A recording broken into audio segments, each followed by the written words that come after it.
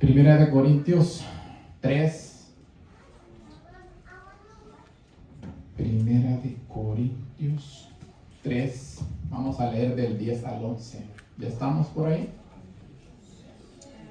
Dice el Señor en su palabra: conforme a la gracia de Dios que me ha sido dada, yo, como perito arquitecto, puse el fundamento y otro edifica encima. Pero cada uno mire cómo sobreedifique, porque nadie puede poner otro fundamento que el que está puesto, el cual es Jesucristo. Hermanos, la Biblia es bien clara. Compara a la iglesia, como estaban estudiando mis hermanos, como el cuerpo humano, que Él es la cabeza. También la compara como el matrimonio, ¿verdad? Dice que maridos, amad a vuestras esposas, así como Cristo amó a la iglesia para preparar una iglesia pura, santa y sin manchas, ¿verdad? Pero en este caso, Dios compara a su iglesia como un edificio y se da Cristo como el fundamento. Y sabemos que en toda construcción, Jonathan, que está trabajando en construcción, sabe que el fundamento solo se pone una vez. Entonces por eso aquí dice: nadie puede poner otro fundamento que el que ya está puesto. Y aquí dice que es Jesucristo. Entonces, hermano, pero cuando nosotros vemos, bueno, de parte de la iglesia nadie puede, pero desafortunadamente bueno, yo no, ¿verdad? Ni usted, pero muchas denominaciones han desobedecido y han puesto otro fundamento, y eso es grave porque dice que nadie puede poner otro fundamento porque ya se puso, ¿verdad? Entonces en Jesucristo es el fundamento. Y la vida cristiana, hermana, se trata de fundar nuestra vida, nuestra fe en ese fundamento que es Cristo, ¿verdad? Entonces yo te pregunto a ti: ¿en qué está fundada tu fe? ¿Es en Cristo? Porque si vienen los vientos y soplan tempestades, seremos como esa palmera, ¿verdad? Esa palmera parece que la va a botar el viento, pero no la bota. Está bien cimentada. Entonces esa es una comparación para que nosotros así nuestra fe, nuestra vida cristiana, la fundemos aquí, como dice su palabra, en esa roca, en otras partes de la Biblia, ¿no? Entonces, pero el fundamento de la iglesia realmente debe de ser Jesucristo, y nadie dice puede poner otro fundamento que el que ya está puesto. Pero yo te pregunto, ¿por qué el hombre ha desobedecido? Porque honestamente, de donde hemos salido nosotros, ¿cuál es el fundamento de la iglesia católica? ¿Quién dijo el Papa? Sí. Porque increíble del texto que se han valido, que está mal interpretado, cuando el Señor le dice a Jesús: sobre esta roca edificaré mi iglesia y las puertas del Hades no prevalecerán contra ella. Pero Pedro, más adelante, él dice que la roca es Cristo, él mismo lo explica. Pero bueno, y así nos vamos, hermano, y vemos algo muy triste. Porque ¿quién es el fundamento de, por ejemplo, los mormones? Le dicen iglesia, pero realmente, hermano, bíblicamente no son iglesias. Ahí donde está la confusión. Nosotros debemos de darle el nombre a las cosas, ¿verdad? Y esas son sectas. Porque todo el que desobedece, porque ¿dónde está el fundamento de ellos? En los escritos de su profeta José Smith. Y así nos vamos a los testigos de Jehová, ¿no? En los escritos de ¿quién? De Russell. Entonces, hermanos, no son iglesias, son sectas. Porque, mire, una característica número uno de una secta es que tienen revelación extra bíblica. Eso es triste, pero es la verdad. Entonces, siguiendo con el contexto de la comparación de la iglesia de Cristo con bíblicamente, nos encontramos que en Efesios 2:20, me gustaría que lo busquen, Efesios 2:20. Hermano, estuve en otro lugar donde anotan mucho, ojalá y aquí anoten. Es importante. Jonathan dice que quiere anotar. Efesios 2:20, dice el Señor en su palabra, mire. Edificados sobre el fundamento de los apóstoles y profetas, siendo la principal piedra de ángulo Jesucristo mismo. Pero estos apóstoles y profetas son bíblicos, los que están aquí, ¿verdad? En quien todo, dice, el edificio bien coordinado va creciendo para ser un templo santo en el Señor, en quien vosotros también, dice, sois juntamente edificados para morada de Dios en el Espíritu. ¡Qué bendición, hermano! Amén a su palabra. La iglesia, hermano, de Cristo no son estas cuatro paredes. Son piedras vivas, porque el Señor dice en su palabra que Él no mora en templos hechos por manos de hombre. En el libro de los Hechos nosotros vemos que se reunían a la orilla de un río. Y dice que Dios le abrió la mente a Lidia para que comprendiese lo que Pablo predicaba. Si hoy los líderes hubieran determinado reunirnos a la orilla de un río, ahí está la iglesia. Porque nosotros hoy somos templo y morada del Espíritu Santo. Es la iglesia católica que nos enseñó, ¿verdad?, que ese templo, y ahí, antes sí, hermano, en ese templo majestuoso que David quería construir, pero que Dios le dejó bien claro que él había derramado mucha sangre, y quien lo iba a construir era ¿quién? Salomón. Ahí moraba el Señor.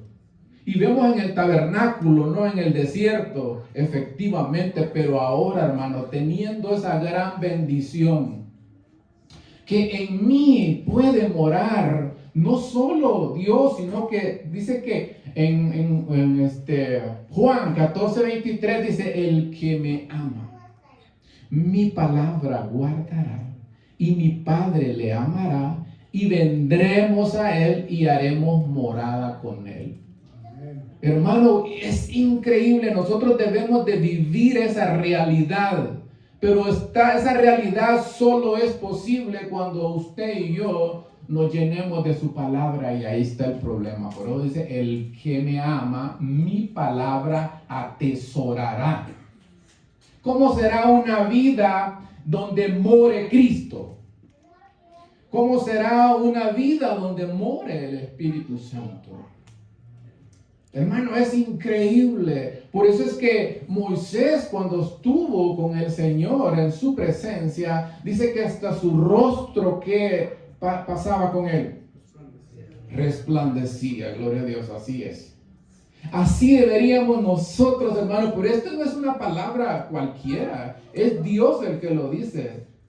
Pero dice que el que me ama, mi palabra guardará, y mi Padre le amará, y vendremos a él y haremos morada con él. Es increíble, hermano, caminar con el Señor. Y eso es lo que yo hoy te exhorto en el nombre de Jesús, que te atrevas a caminar con el Señor. Entonces, hermano, honestamente, esa roca, claramente la Biblia lo enseña que es Cristo, ¿no? Pero Jesús lo puso más práctico para que nosotros lo entendamos. Y me gustaría que leyeras lo que él dijo al concluir el sermón del monte en Mateo 7, 24 y 25. Ahí el Señor lo va a explicar mejor. Pero ¿sabe qué?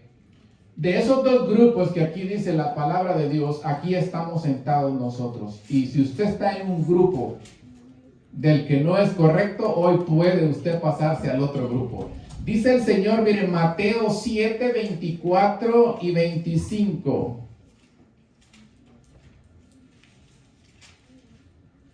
Mateo, ¿estamos por ahí? Ok, dice el Señor, mire: cualquiera pues que me oye estas palabras y las hace, le compararé a un hombre prudente que edificó su casa sobre la roca. ¿Quién es la roca?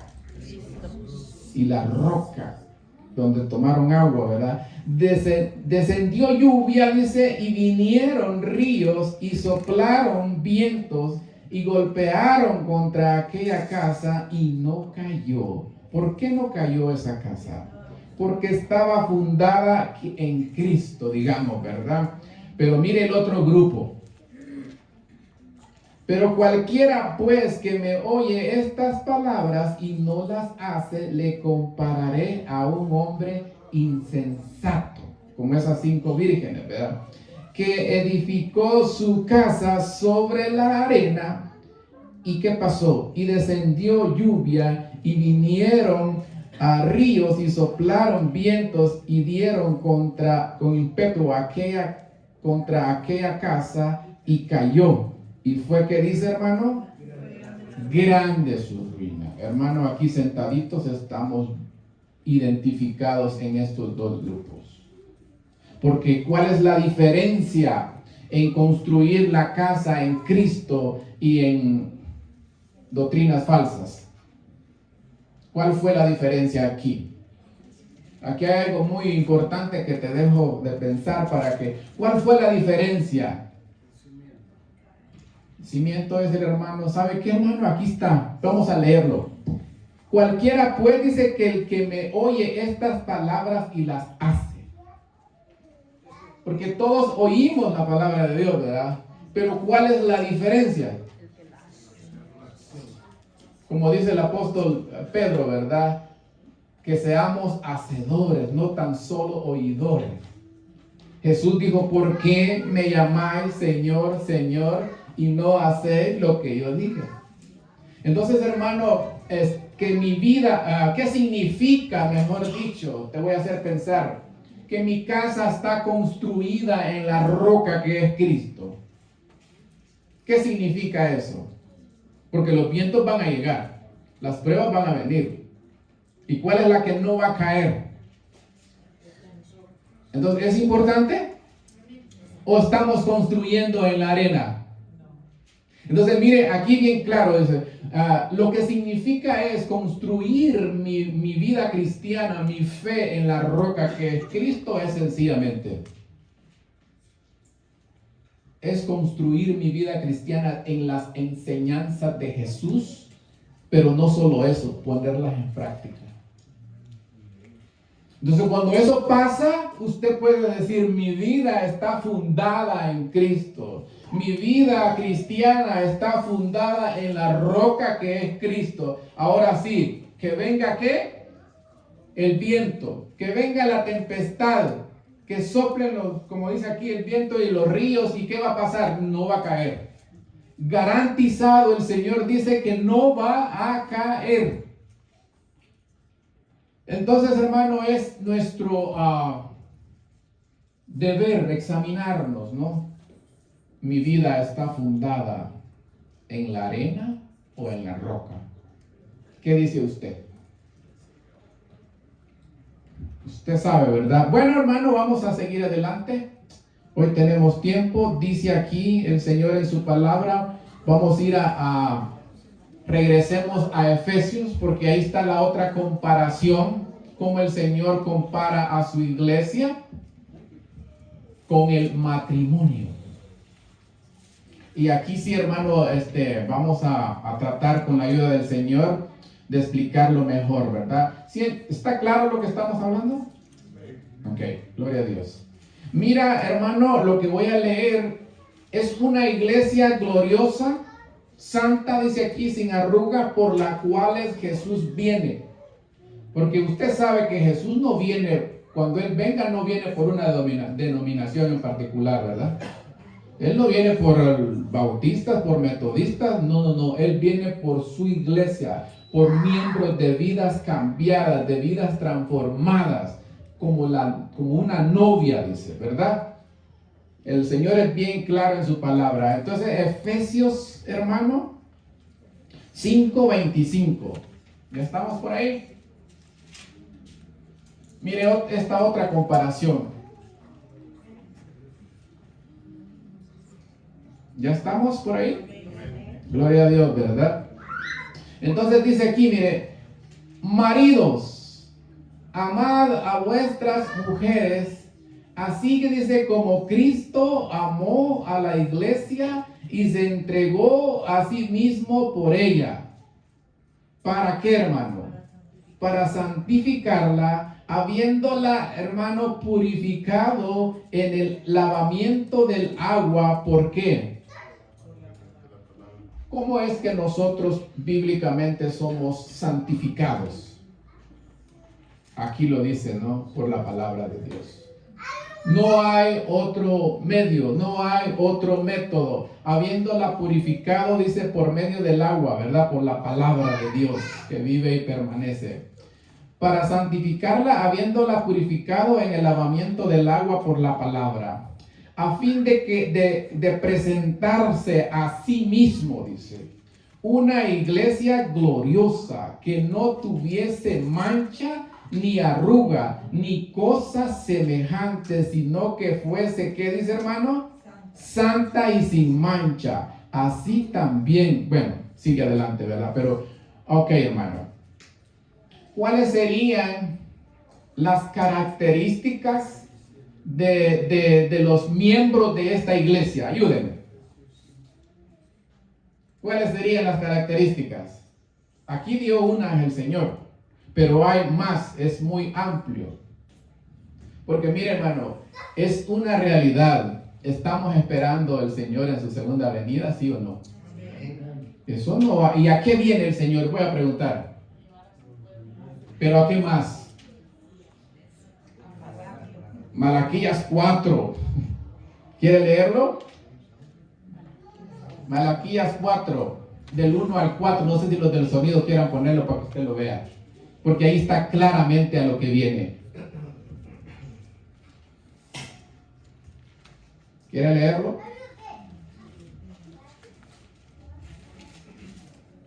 Dice aquí el Señor, miren.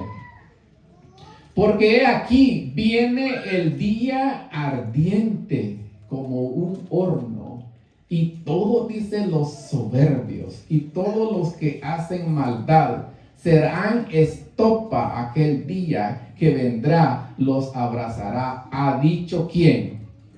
Jehová de los ejércitos. Y no les dejará, dice, ni raíz ni rama. Mas vosotros, los que teméis mi nombre, nacerá el sol de justicia, y en ellas traerá, dice, salvación, y saldréis y saltaréis como becerros de la manada. Hermano, la segunda venida de Cristo es lo que estamos esperando, es nuestra esperanza. Todo lo que nosotros hoy vivimos, nuestra esperanza debe estar puesta en la segunda venida de Cristo.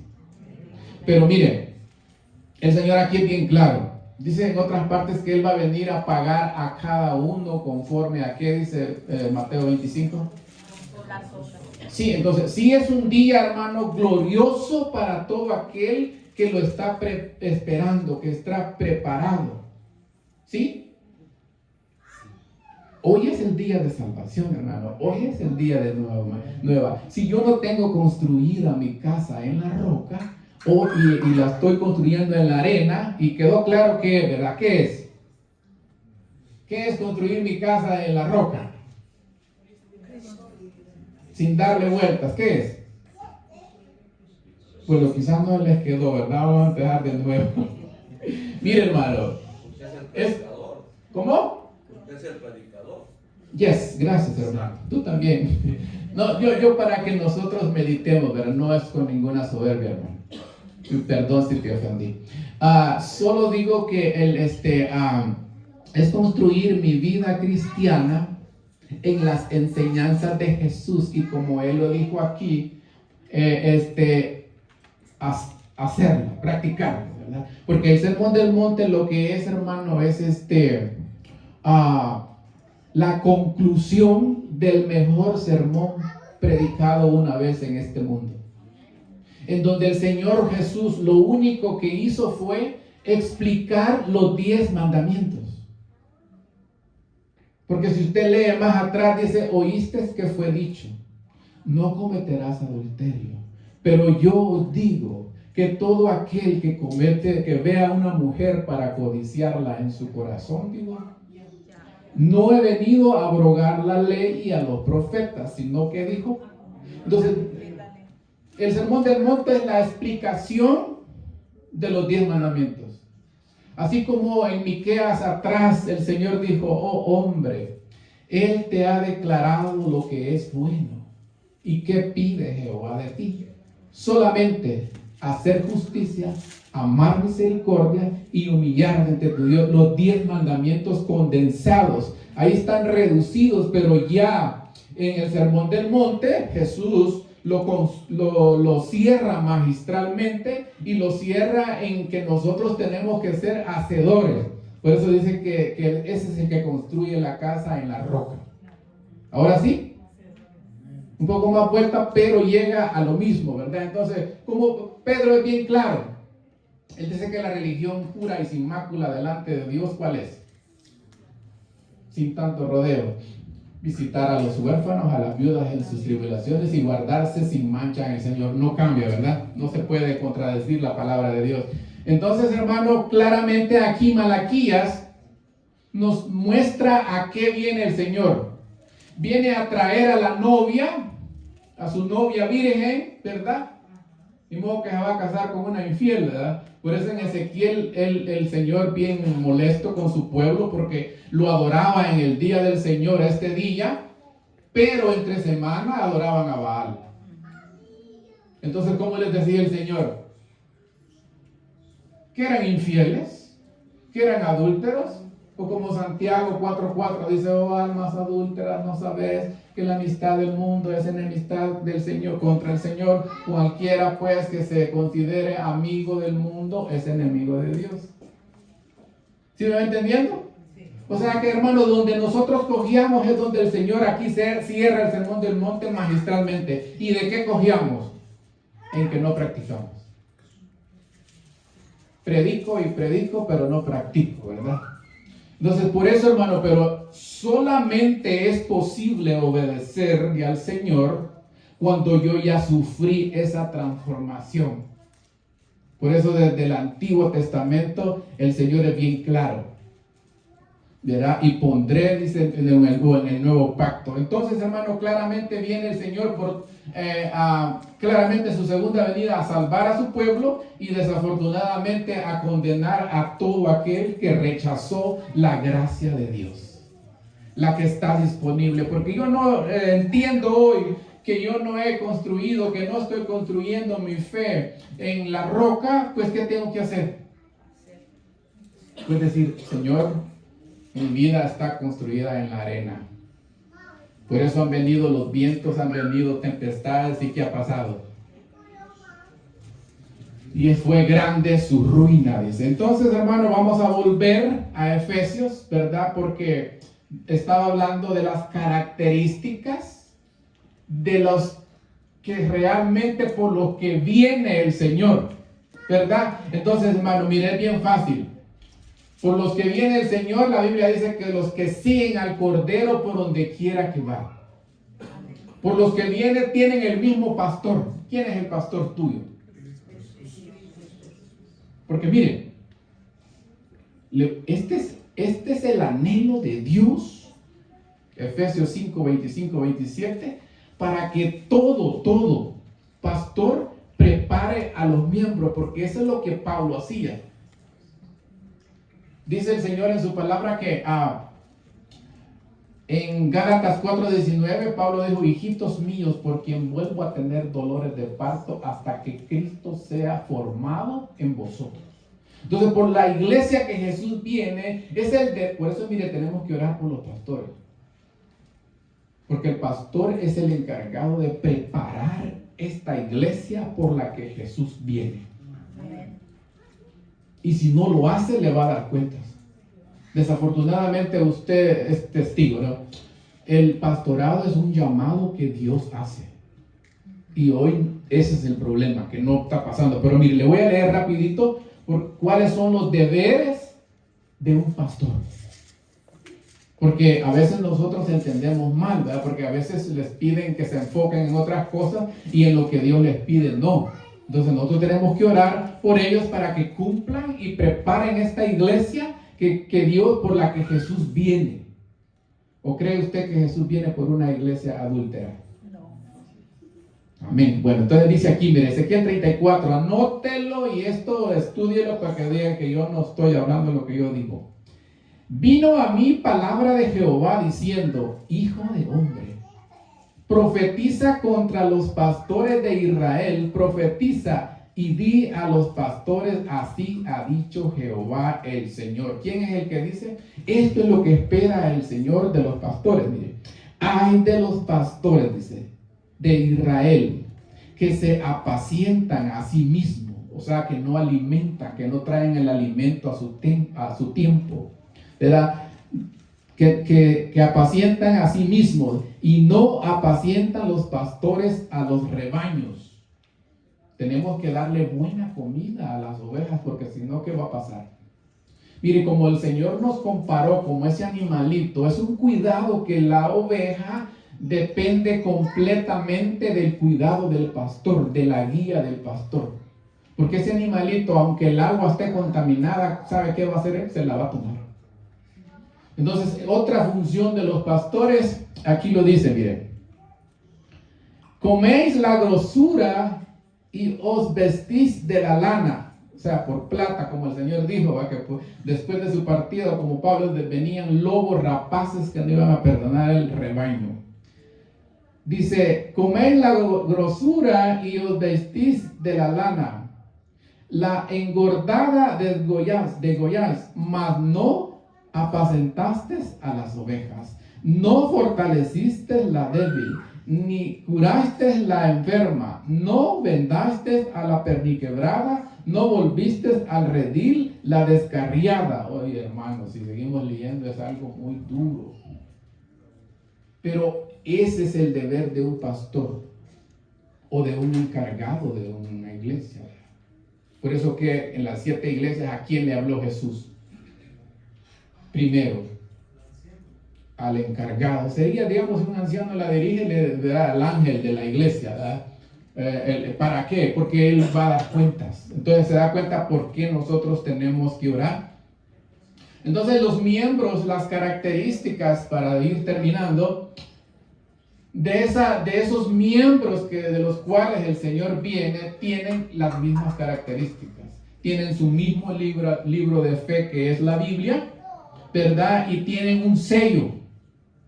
Y aquí está, mire, 2 de Timoteo 2:19.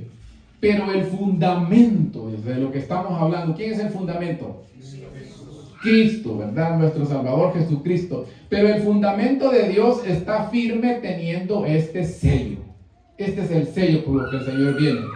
Apártese, dice, de iniquidad todo aquel que invoque el nombre de Cristo. Ese es el sello.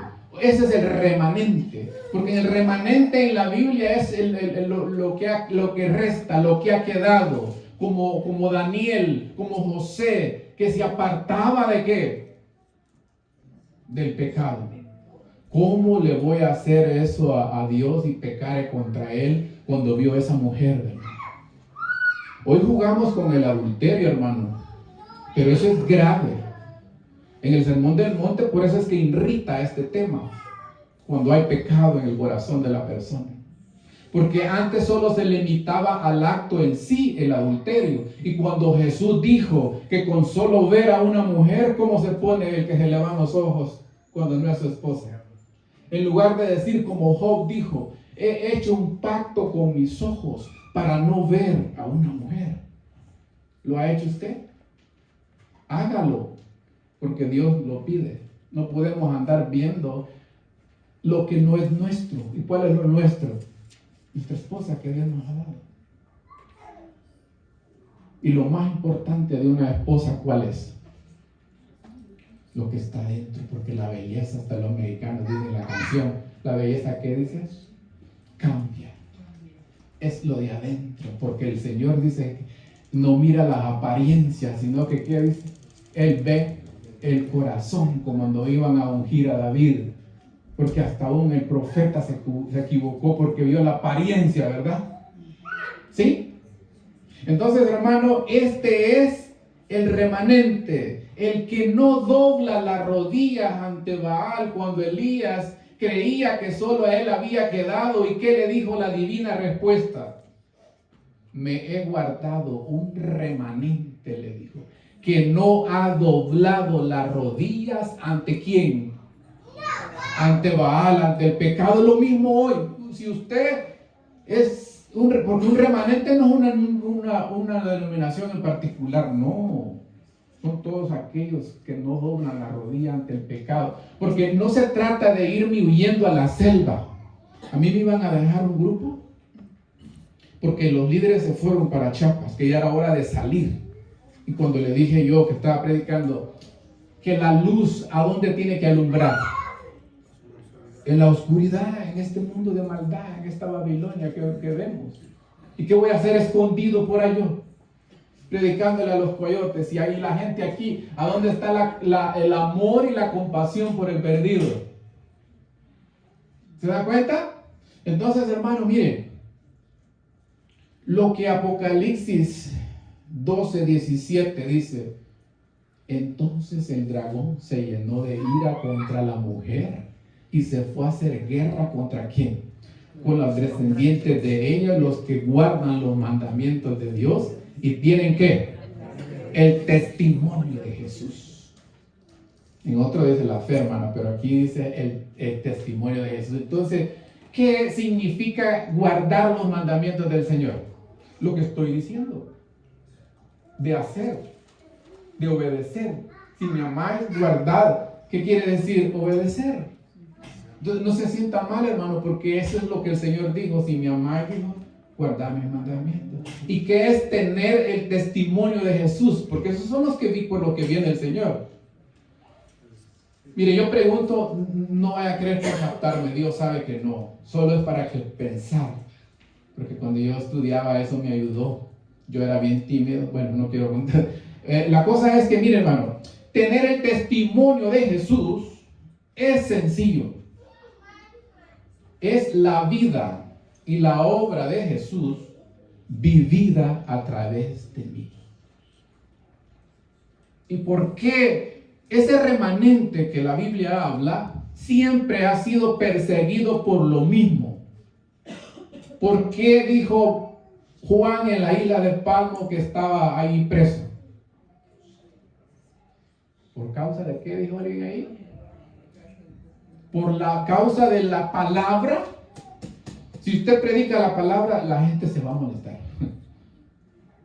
Más a los que están en pecado. Entonces, hermano, por eso vamos a ser perseguidos, no por otra cosa. ¿Por qué fue perseguido el Señor Jesús? ¿Por qué fueron perseguidos los apóstoles? Y Juan claramente en Apocalipsis 1:9, si usted no me cree, lo puede leer, dice: yo, Juan, estaba en la isla de Patmos por causa de la palabra. ¿Y por qué? Y por el testimonio de Jesús, esa vida cambiada, esa vida transformada. Si usted es un remanente y guarda los mandamientos de Dios y tiene el testimonio de Jesús, prepárese porque le va a llover. Y si no estamos siendo perseguidos hoy, revise porque hay un problema. A mí me está lloviendo, hermano, y no me estoy captando, pero si yo vengo a predicar y no lo practico, una maldición para mí. ¿Verdad? Tenía que yo estar predicando otro evangelio. ¿Está claro, hermano? ¿Seguimos? No lo veo muy animado. ¿Para qué venimos hoy a la iglesia? Hermano, así es la palabra de Dios. Porque ¿para qué es la ley de Dios, hermano? La ley te sirve para revelar el pecado y llevarte a Cristo, que es lo que quiero hacer yo ahorita. El Señor no vino a condenar, ¿vino a qué? A salvar lo que se había perdido. Dice que los sanos no tienen necesidad de médico, sino los enfermos, porque no he venido a llamar a justos, sino a pecadores. ¿A qué? A que tengan un cambio, a que dejen esa forma de vida. Porque ¿qué tal si viene el Señor y los encuentra así? Porque cuántas personas hoy puede ser su último día o el mío que está escuchando este llamado de que tenemos que fundar nuestra casa en la roca.